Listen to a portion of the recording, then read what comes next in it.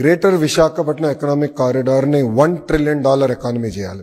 1 trillion, 2.4 trillion లో 1 trillion అక్కడ economic activity చేయాలని. హైదరాబాద్ కి 30 సంవత్సరాలు ఏదైతే పట్టిందో అది 10 సంవత్సరాలు విశాఖపట్నం చేసి చూపించాల లక్ష్యంతో ప్రజాప్రభుత్వం పనిచేస్తుంది.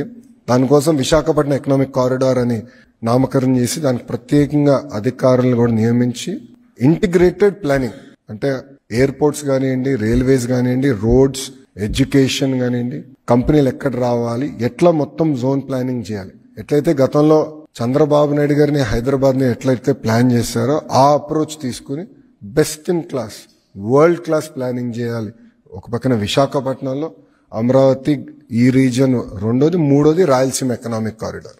ఇట్లా 3 స్పెసిఫిక్ ఎకనామిక్ కారిడార్స్ చేయాలనేది గౌరవ ముఖ్యమంత్రి గారు నిన్న ఆయనతో తిరిగి వచ్చినప్పుడు కూడా ఆయన చాలా క్లారిటీ ఇచ్చారు. ఇంతేకాకుండా మీరు చూస్తే స్పీడ్ ఆఫ్ డూయింగ్ బిజినెస్ లో ఈరోజు ఆంధ్ర రాష్ట్రం నంబర్ 1 గా నిలబడుతుంది.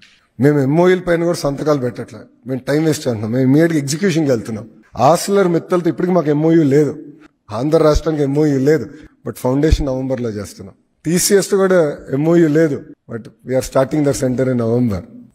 ఎంఓయూలు పిచ్చి కాదు, ఎగ్జిక్యూషన్ సింగిల్ ఫోకస్ తో మేము పనిచేస్తున్నాం.